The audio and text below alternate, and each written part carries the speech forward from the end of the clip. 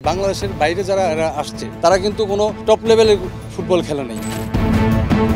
কদিন আগে শেষ হওয়া বাফুফের ট্রায়ালে ১৪ দেশের যে ৪৮ ফুটবলার অংশ নিয়েছিলেন তাদের কেউই টপ লেভেলের না।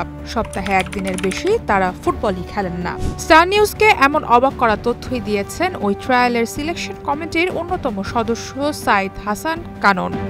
যারা প্লেয়ার এরা কিন্তু রিপোর্টেড মানে বাংলাদেশের বাইরে যারা আসছে তারা কিন্তু কোনো টপ লেভেলের ফুটবল খেলা নেই। ওরা কিন্তু তারা এই সপ্তাহে একদিন দুদিন ট্রেনিং করে। আগে ট্রায়ালটা ছিল বিদেশে বসবাসরত বাংলাদেশি বংশোদ্ভূত ফুটবলারদের নিয়ে। এবার অনূর্ধ্ব ১৭ দলের জন্য ট্রায়াল নেওয়া হলো তাদের যাদের বসবাস বাংলাদেশেই। দেশের মধ্যে আয়োজিত বিভিন্ন ফুটবল টুর্নামেন্ট থেকে বাছাই করে তাদের নিয়ে আসা হয়েছে ফাইনাল ট্রায়ালের জন্য। সাইদ হাসান কানন বলছেন, ইউরোপ আমেরিকা থেকে যারা ট্রায়াল দিয়ে গেছে তাদের চেয়ে বাংলাদেশে বেড়ে ওঠা এসব ফুটবলারদের ফিটনেস বেশি ভালো। অল আর ফিট প্লেয়ার, যেহেতু আন্ডার 15, 16, 17 প্লেয়াররা সবসময় ফিটই থাকে। হ্যাঁ, ট্রেনিংয়ে থাকে এরা, আর ফিজিক্যালি অনেক ভালো এরা। ওদেরকেও দেখলেন, এদেরকেও দেখলেন। ফিটনেস বা পরিশ্রম করার সক্ষমতা আসলে কাদের বেশি, বিদেশ থেকে যারা আসছে নাকি আমাদের দেশে যারা গড়ে উঠছে? বললাম না, এরা তো সবসময় খেলার মধ্যে আছে, ট্রেনিংয়ে আছে। এরা এই বাংলাদেশের প্লেয়ার, ওরা তো ট্রেনিং করতে পারে না, ওরা তো স্টুডেন্ট। কাননকে নিশ্চয়ই আপনারা চিনতে ভুল করেননি। ২৭ জুন ২০২৫ ৩ দিনব্যাপী ট্রায়ালের প্রথম দিন যিনি বাংলাদেশি বংশোদ্ভূত ফুটবলারদের নিয়ে মন্তব্য করেছিলেন, ফিজিক্যালি ওরা ভালো কিন্তু মনে হয়নি ফিজিক্যালি ওরা ফিট। ওদের ফুটবল সেন্স ভালো লেগেছে, টেকনিক্যাল সাইডটা একটু দুর্বল। ফিজিক্যালি ওরা ভালোই, কিন্তু ফিটনেস লেভেলটা আমার কাছে একটু মনে হয় না যে ফিজিক্যালি ওরা ফিট।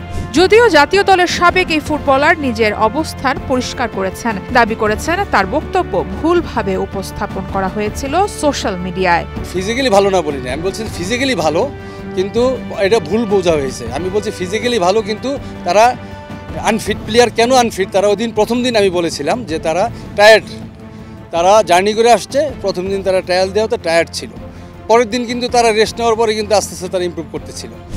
ফুটবল প্রেমীদের জন্য আসছে সুখবর। জুনের শেষে ট্রায়াল দিয়ে ফিরে যাওয়া প্রবাসী ও বাংলাদেশি বংশোদ্ভূত ফুটবলারদের থেকে বেশ কজনকে সিলেক্ট করা হয়েছে বিভিন্ন দলের জন্য। দ্রুতই ঘোষণা করা হবে তাদের নাম। কিন্তু ওইখান থেকে আন্ডার 17 প্লেয়ার এই টিমে নিব কিছু, আমাদের পাইপলাইনে, আমাদের সিলেকশনে আছে। 17-এ আমরা আশা করি যে টপ লেভেলের প্লেয়ারই পাবো, এবং 17 আমাদের টার্গেট। 17 হচ্ছে পাইপলাইন, এটা হচ্ছে ভবিষ্যৎ প্লেয়ার তৈরি করার একটা জায়গা। এখান থেকে তারা একটা ব্যাকবোন মনে করি আমরা, ন্যাশনাল টিমের ব্যাকবোন প্লেয়ার হচ্ছে 17 থেকে তারা 19-এ খেলবে, 19 থেকে 21-এ খেলবে, 23-তে খেলবে, দেন আফটার ন্যাশনাল টিমে যাবে। আমরা এটা এই 17-এ আমরা বেশি জোর দিচ্ছি। বাংলাদেশের ফুটবল এগিয়ে যাবে এই আশায় স্বপ্ন দেখেন ভক্তরা। দেশ কিংবা বিদেশ, যার বসবাস যেখানেই হোক, পারফরম্যান্স অনুযায়ী সুযোগ হবে দলে, এটাই চাওয়া সবার। সারা মাহবুব, স্টার নিউজ।